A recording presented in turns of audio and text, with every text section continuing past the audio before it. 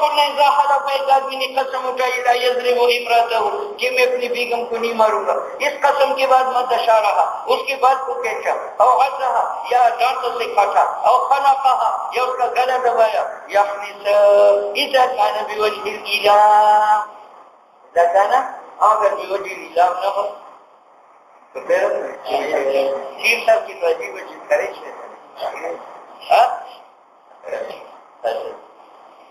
لا یحنس. یہاں ایک بریلی تھا، وہ کہتے تھے کہ یہ تمام دیوبندی جو ہے نا یہ مشرک ہے. تمام دیوبندی کیوں کہتے یہ غیر اللہ کے سامنے جھکنے کو شرک ہے. تو جس دیوبندی کی بیوی چھوٹی کھاتا ہو تو وہ چھوڑنے کے لیے جھکے کھاتے ہو. ایسا ویسے کرے گا نا، اس کو سیڑھی پر کھڑا کر پھر جا کر کے اپنا کام. اچھا جی. وَلَوْ وُجِدَ سُورَةُ الزَّرْ وَمَرْضُ الشَّعْرِ عِنْدَ الْمُلَاعَبَةِ، لیکن اگر بیوی کو مارا یا اس کے بال کو کھینچا لیکن کھینچ کود خوشی میں دون الإله لا يحنس، تو دیکھو جہاں حیثیت موجود ہے وہاں مد الشعر حرام ہے، اور جہاں حیثیت نہیں ہے وہاں مد الشعر جو ہے وہ حرام نہیں ہے. وَمَنْ حَلَفَ لَا يَضْرِبُ فُلَانًا فَضَرَبَهُ بَعْدَ مَوْتِهِ لَا يَحْنس. اب قانون ہے کہ جو حکم جس علت پر مرتب ہو جائے، تو جب تک علت ہے حکم ہے، علت منتفی ہو جائے حکم منتفی ہے. ٹھیک ہے. اچھا پیر نے کہا واللہ لا اضرب مریدی، میں اپنے مرید کو نہیں ماروں گا. اس کے بعد مرید کے انتقال ہوا، اس کی لاش کو اس نے 2-3 جوتے مار دیے، تو وہ حانث ہے یا نہیں؟ نہیں. کیوں؟ سر کی علت کیا ہے؟ اذی، اور موت کے بعد اس کو اذیت نہیں ہے. جب اذیت نہیں ہے تو حرمت زر بھی نہیں. بات سمجھ میں؟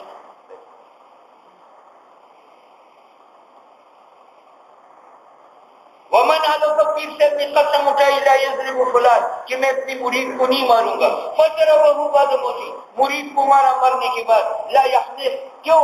اور مد زر حکم ہے، اور علت کیا ہے؟ اذیت، اور موت کی بعد اذیت نہیں ہے تو زر حرام بھی نہیں ہے. لانعدام معنی الزر، اس لیے کہ منعدم علت زر کا، علت زر کا کیا ہے؟ الالہ. اس اشارت توحید و سنہ استدلال کرتا.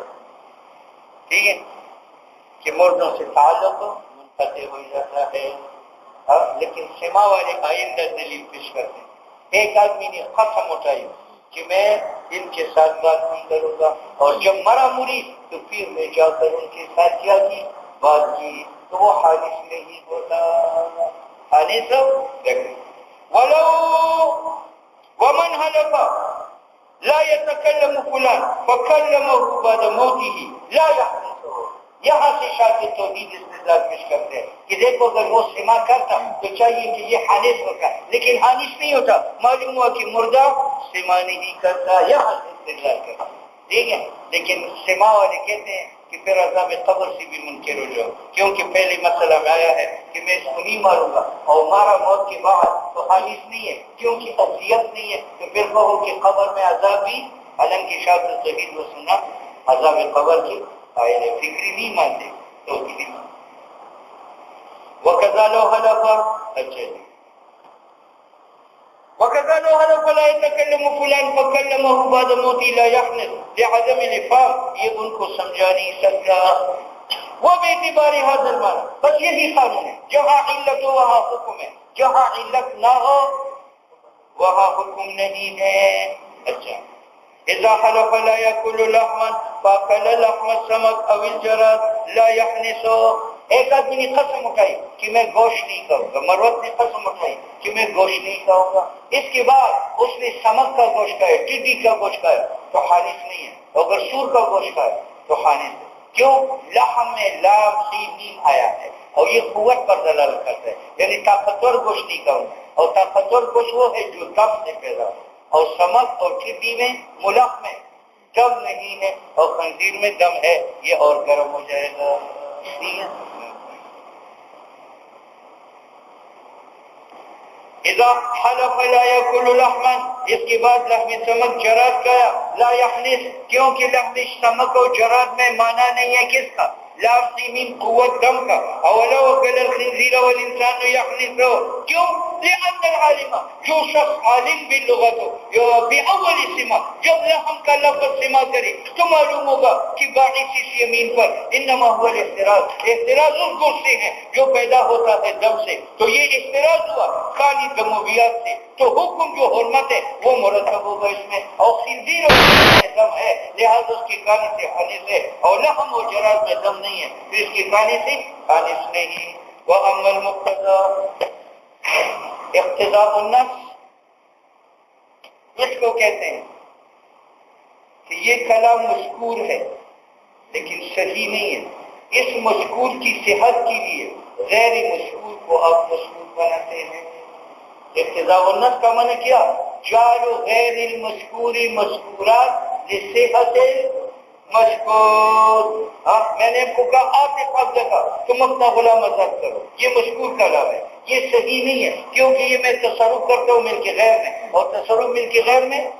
جائز نے غلام اس کا ہے اطاعت میں کرتا ہوں تو یہ آپ کے غلامہ کا مذکور ہے لیکن یہ صحیح نہیں ہے اس کی صحت کے لیے ہم ایک غیر مذکور عبارت کو مذکور بنائیں گے وہ کیا ہے بِعَبْدَكَ عَلَيَّ ثُمَّ كُنْ وَكِيلِي بِعِدَادِهِ فَأَعْتِقْ عَبْدَكَ اب یہ غیر مذکور بنا واسطے صحت مذکور کے بات سمجھ میں جعل غیر المنصوص منصوصات لصحت المنصوص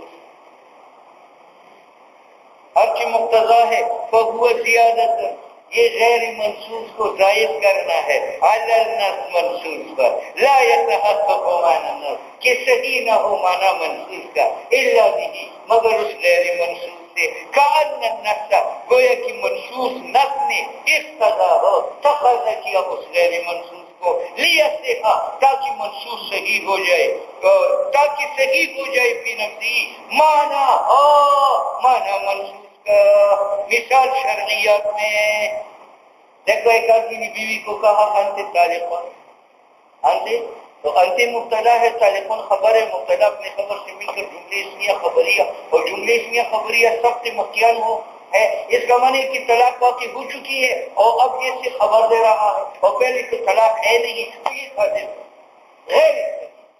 غیر صحیح ہے تو ہم اس منصوص غیر صحیح کو صحیح بنانے کے لیے کیا نکالیں گے عبارت نکالیں گے انت طالقون لأنی طلقتک تو لأنی طلقتک جو ہے یہ غیر منصوص ہے اس کو منصوص بنایا گیا لصحت منصوص انت طالقون تو جملہ خبریہ ہے اور جملہ خبریہ کی صحت موقوف ہے کس کے پر سب سے محکیانوں پر اور اس سے پہلے تو طلاق ہوئی نہیں ہے تو یہ حکایت معدوم سے ہے اور حکایت معدوم سے کذب ہے تو یہ کلام حاضب ہے یعنی غیر صحیح ہے اس کو صحیح بنانے کے لیے ہم کیا کریں گے غیر منصوص کو منصوص نکالیں گے وہ کیا ہے لأنی طلقتک بات سمجھ میں انت طالقون فإن هذا یہ طالقون جو ہے یہ نعت ہے للمرأة عورت کا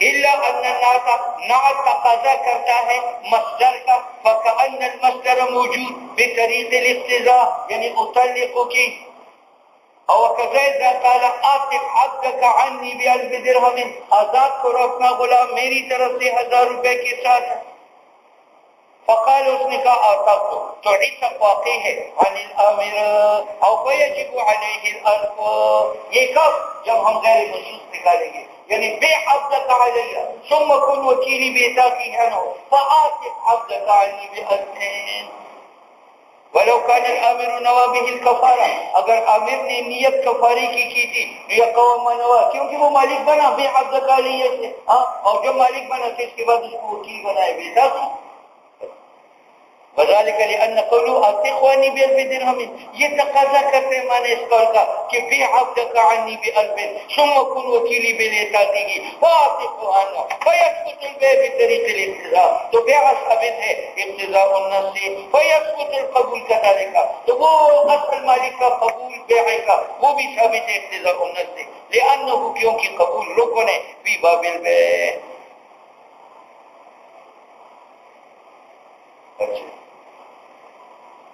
ولہذا اس وجہ سے کہ قبول رکن ہے امام یوسف نے کہا کہ اگر میں خندری کو کہوں آتق عبدک عنی بغیر شہد فقال اور آپ نے قبول کیا کہ آتا تو ٹھیک ہے قبول آ گیا.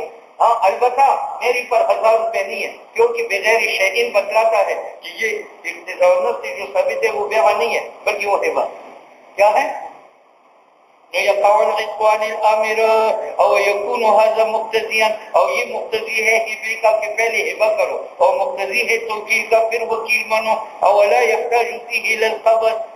کسی نے کہا کہ ہبہ کیسے ہبہ میں تو مہر کا قبض ضروری ہے اور یہاں میں نے آپ کے عبد کو قبض نہیں کیا تو کہہ دیا قبول کا مقام کس کا قبض. حاجت اس میں قبض کو نہیں ہے کیونکہ یہ بمنزلہ قبول کی ہے فی باب البیع ولكن نقول القبول ركن في باب البيع فاذا اثبتنا البيع اقتضاء اثبتنا القبول ضرورة. اچھا ہم کہتے ہیں کہ بیع ہبہ میں قبض ضروری ہے بیع میں تو نہیں ہے بیع میں نہیں ہے کیونکہ بیع میں قبول رکن ہے تو جب قبول کر لیا تو وہ قائم مقام قبض کا بن سکتا ہے اور ہبہ میں قبول رکن نہیں ہے تو قبول قائم مقام نہیں ہو سکتا. اس لیے آزاد تب ہوگا اس قول میں آپ کا تعالی بغیر شیء نا کہ میں اس کو قبض کروں اور پھر آپ کو دے دوں کہ اس کو آزاد کروں. یہ ہمارا مطلب. ہم کہتے ہیں قبول رکن ہے بھائی بیع میں تو جب ہم نے بیع اقتضاء ثابت کیا تو ثابت کیا قبول کو ضرورت ہے نا تو قبض بھی آیا. بخلاف قبض کی فی باب الہبہ وہ رکن نہیں ہے فی الہبہ لیکون الحکم بالہبہ بطریق الاقتضاء حکمان بالقبض حتیٰ کہ حکم بالہبہ اقتضاء حکم بالقبض ہو جائے بلکہ یہاں قبض کرنا پڑے گا. وہ حکم المقتضى وہ حکم اقتضاء النص کا حکم ثابت ہوتا ہے بتابع عبارت النص بتابع اور تابع مجبور سے کم ہوتا ہے تو اقتضاء النص عبارت النص سے کم ہوا جب کم ہوا تو عبارت النص میں تعویل بھی جائز ہے تخصیص بھی جائز ہے لیکن اقتضاء النص میں تعویل جائز نہیں تعویل. اور حکم مقتضی کا یہ ہے کہ ثابت ہوگا حکم بطریقہ ضرورت کی اور جب بطریقہ ضرورت کی تو وہ حکم تسلیم کیا جائے گا بقدر ضرورت کا. ولہذا قلنا اس وجہ سے کہ اقتضاء النص ضروری ہے تو ہم کہتے ہیں انت خالقوں سے جو تکلیف ہے وہ اقتضاء ہے انی طلق کی تو اس میں اگر وہ یقین کا کرے تو وہ غلط ہے. اس سے ایک ہی طرف ہوتی ہے اور نوابہ الصلاۃ لا یصح کیونکہ طلاق یہاں تسلیم کی گئی ہے مذکور بطریق اقتضاء کے تو وہ تسلیم کی جائے گی بقدر ضرورت کے اور ضرورت مرتفع ہوتی ہے واحد سے فیقدر مذکورا فی حق الواحد. بات سمجھ میں آ گئی. وعلى هذا حکم فی قوله ان اکلت ونوابه طعاما دون طعامنا. اچھا جی سنو بھائی ایک آدمی نے کہا لو عقل تو فعل کی کرو لو عقل تو عقل فعل ہے اور فعل چاہتا ہے مقبول تو مقبول یہاں ثابت ہوگا اقتضاء النص کے اقتضاء النص اور عقل جو ہے خاص مقبول کے ساتھ متعلق ہے یا مقبول مطلق کے ساتھ تو جس طریقہ سے اقتضاء ہے اسی طریقے پر چھوڑ. تو اس کے بعد اگر میں کہوں کہ میرا مراد جو کی روٹی تھی کہ وہ نہیں کہوں گا تو یہ نیت مراد نہیں ہے جو کی کہوں مکئی کی کہوں گنے کی کہوں اچھا جی کوئی مقبول کہو پھل کہو سب صورتوں میں حادث کیونکہ عقل تو سے مقبول ثابت ہوا اقتضاء النص اور مقبول جو مقتضا ہے اس میں کوئی قید نہیں ہے لہذا میں اس کی تقریر نہیں کر سکتا بالکل کا بلکہ یہ مطلق ہے جو بھی مقبول استعمال کروں گا میں حادث ہوں گا.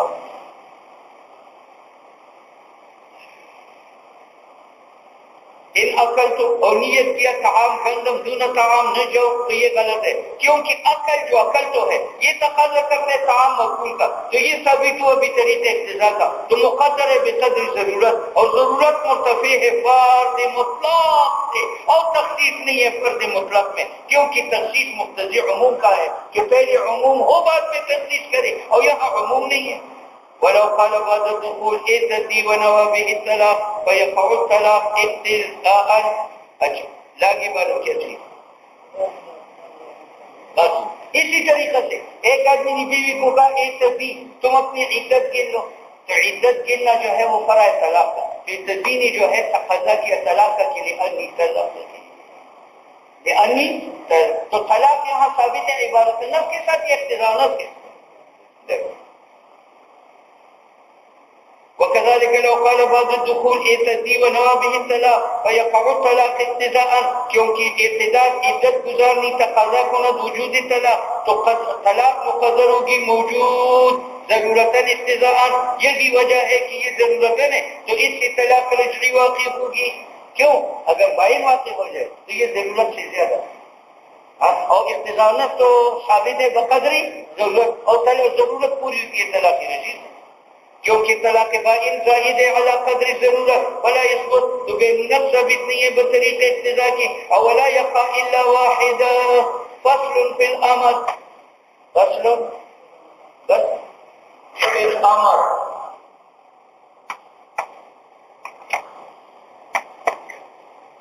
لغت عربی میں ایک امر کا صیغہ ہے، ایک امر کا معنی ہے. امر کا صیغہ ہے افعال، دیکھو افعال آپ کو میزان شرط میں آئے گا کہ امر مضارع بنایا جاتا ہے. اب مضارعات کا حذف بعض اوقات اگر حرف ساکن اولش حمزه مضموم یا مقصود در آوردن منصور شد اسم شد، ٹھیک ہے. اچھا، اور اگر متحرک ہو تاکلو تو فل، ٹھیک ہے. تو صیغہ امر کا لغت میں افعال، افعال مانا افعل، اشریف، نوم، سر، یہی آپ کے عوامل. اچھا، اور معنی امر کا جو ہے وہ طلب الفعل عن المخاطب على سبيل الاستعلاء. میں جو آپ کو کہتا قل، لفظ تو افعال ہوا قل، اور معنی کیا ہوا طلب عقل کا تجھ سے على سبيل الاستعلاء. اور ایک لغت میں اس کا گردان ہے وہ یہ ہے کہ یہ مخفف ہے من المتول. قل یہ اصل میں تھا اطلب منک الاقلا، یہ متول، اور اس سے قل جو ہے یہ مخفف بنایا گیا. تو ایک ہے صیغہ امر، اور ایک ہے معنی امر، اور ایک ہے تصرف امر. صیغہ امر کا افعال ہے بعد حرف مضارعہ، ٹھیک ہے. معنی امر کا جو ہے طلب الفعل عن المخاطب على سبيل الاستعلاء، اقرأ، طلب قراءت الشما على سبيل الاستعلاء. تصرف اس کے اندر یہ ہے کہ یہ اقرأ یہ مخفف متول سے، یہ اصل میں تھا اطلب منک القراءة، لیکن یہ طویل عبارت تھی تو اس میں تخفیف کی گئی. یہ کیا ہوا؟ اقرأ، ٹھیک ہے. صیغہ بھی ذہن میں آیا، افعال اور جس مدد سے یہ تو کلی ہے، اور معنی بھی ذہن میں آیا طلب الفعل، اور تصرف بھی ذہن میں آیا مخفف من المتول ہے. سر کا معنی اطلب منک القراءة، کل کا معنی اطلب منک الاقلا. اس طویل عبارت کو حضرت کر کے اس کو قصیر اور مخفف بنایا گیا. الامر فی اللغت، امر لغت میں یعنی صیغہ امر کا لغت میں قول قائل کا ہے لغیرہ افعال، ٹھیک ہے. معنی کیا ہے؟ تو کہتے ہیں معنی امر کا شرع میں تصرف، یہ تصرف مضاف ہے الزام کی طرف، اور یہ اضافتی بیانی ہے، یعنی مضاف نے بیان ہے کس کا؟ مضاف کا.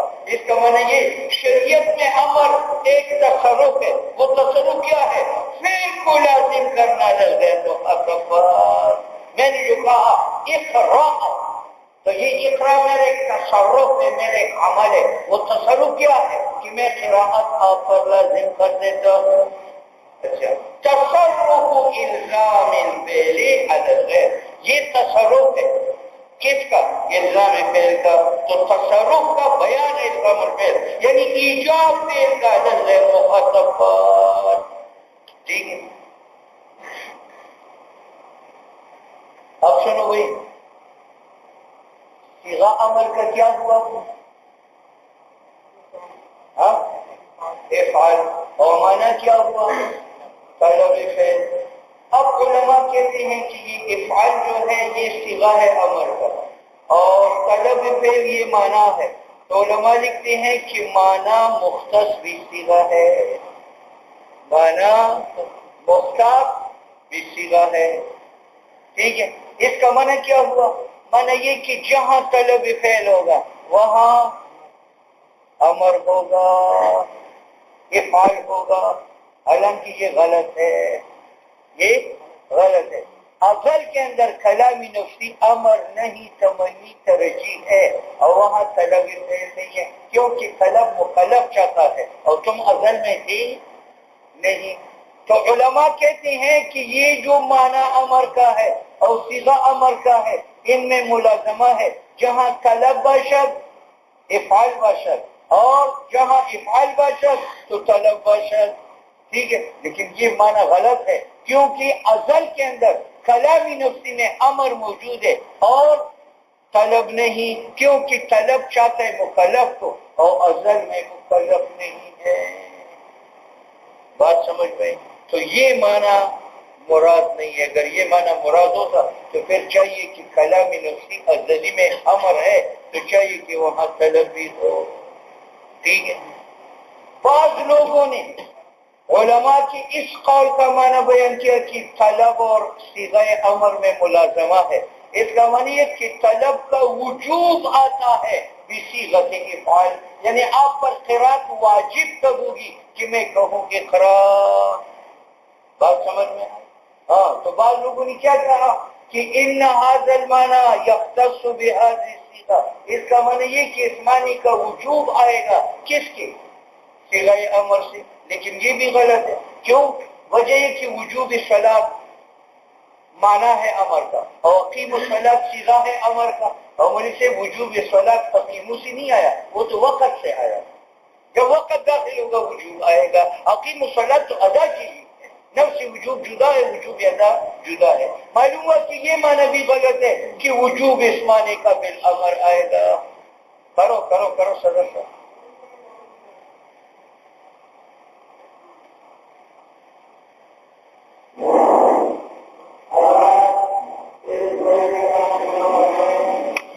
علماء نے یہ کہا تھا کہ معنی امر کا مختص ہے صیغہ امر کے ساتھ۔ اس اختصاص کا بعض لوگوں نے یہ معنی بیان کیا کہ جہاں طلب باشد امر باشد، امر باشد صیغہ باشد تو طلب باشد، لیکن یہ غلط ہے، کیونکہ کلامی بری تعالیٰ ازل میں امر ہے لیکن وہاں طلب نہیں۔ بعض لوگوں نے کہا کہ طلب کا وجوب بھی صیغۃ الامر باشد، لیکن یہ بھی غلط ہے، کیونکہ وجوب فعل کا کس سے آتا ہے؟ اسباب سے، امر سے نہیں ہے۔ صلاۃ کے ایک وجوب ہے، وجوب کا معنی اشتغال ذمۃ المکلف بحق شرعی، اور ایک اس کا ادا ہے عمل، تو امر سے ادا واجب ہے، اور نفسی وجوب صلاۃ کا کس سے؟ وقت سے۔ بات سمجھ میں آئی؟ تو معنی اول بھی غلط ہے، معنی ثانی بھی غلط ہے، تو مصنف کہے گا کہ معنی ثالث مراد ہے۔ دیکھو، ایک پیغمبر علیہ السلام کا امر ہے اور ایک پیغمبر علیہ السلام کا عمل ہے، تو یہ جو علماء کہتے ہیں کہ طلب فعل جو معنی ہے یہ صیغہ کے ساتھ خاص ہے، اس کا معنی یہ کہ جب بھی وجوب آئے گا تو پیغمبر کے قول سے آئے گا، پیغمبر کے فعل سے نہیں آئے گا۔ تو یہ جو علماء نے کہا کہ معنی امر جو طلب ہے یہ مختص ہے صیغہ امر کے ساتھ، اس کا معنی یہ کہ طلب جب بھی ثابت ہوگی کس سے ثابت ہوگی؟ قول اور رسول سے، فعل اور رسول سے ثابت نہیں ہوگی، کیونکہ فعل رسول کبھی کبھی رسول کی خصوصیت ہوتی ہے، جس طرح ازدواج ما فوق الاربعہ وہ پیغمبر کا فعل ہے، تو اگر وہ مجیبی طلب ہوتا تو چاہیے کہ ہماری پر بھی 9 بیویاں واجب ہوتی، یا تہجد پیغمبر کا عمل ہے اس پر فرض تھا تو ہماری پر فرض ہے نہیں۔ تو اختصاص کا معنی یہ ہے کہ معنی امر جو طلب ہے وہ ثابت باشد بقول رسول، نہ کہ ثابت باشد بفعل رسول، ٹھیک ہے؟ چلو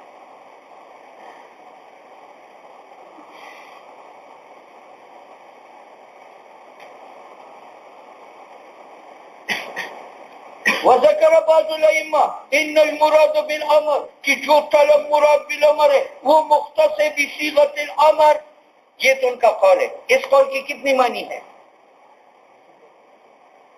پھر 3 معنی ہے. اول بھی غلط ہے، دوسرا بھی غلط ہے، تیسری صحیح ہے. یہ اول بھی غلط آیا ہے. ہاں اچھا جی، نصف اصل یہاں پہنچ چکا ہے، نصف بھی وہاں ہے.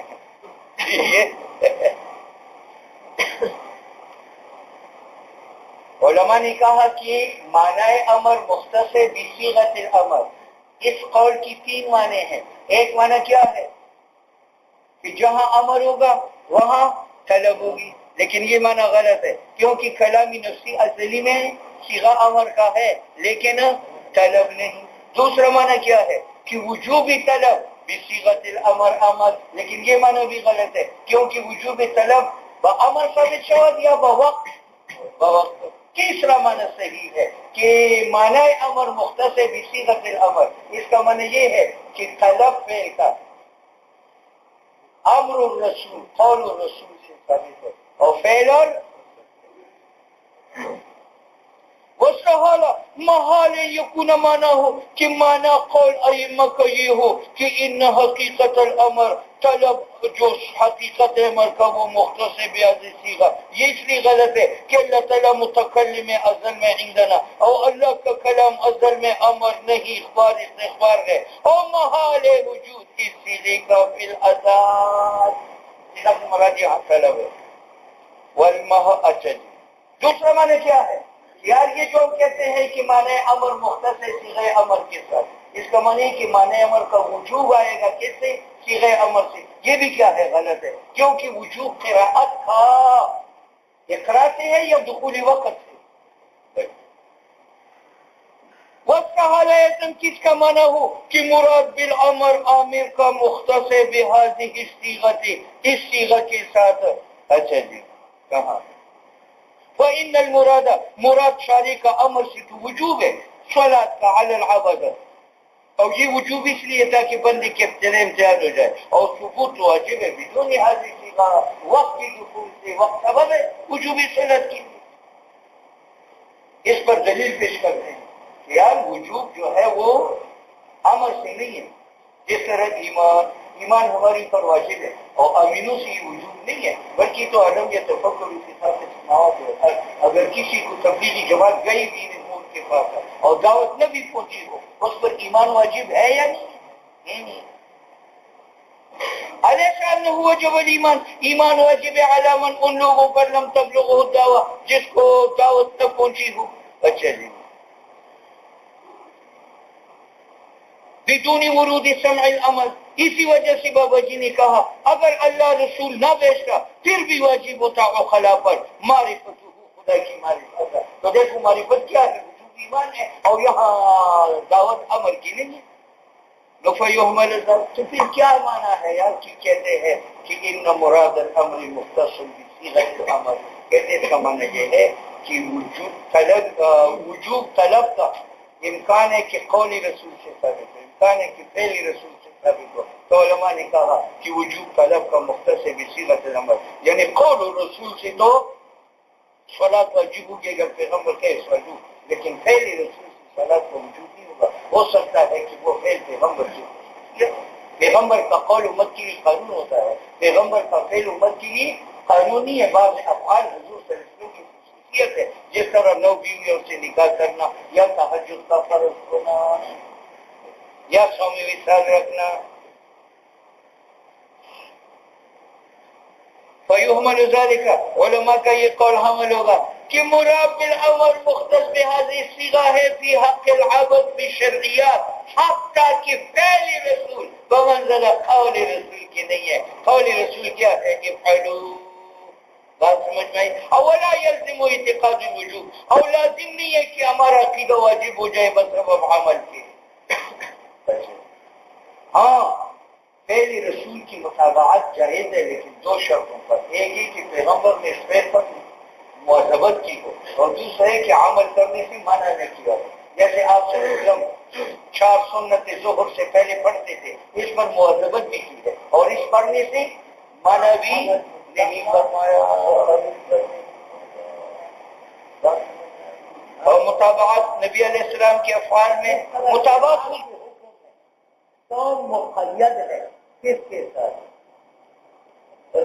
من قبل يتماسا والذين يظاهرون من نسائهم ثم يعودون لما قالوا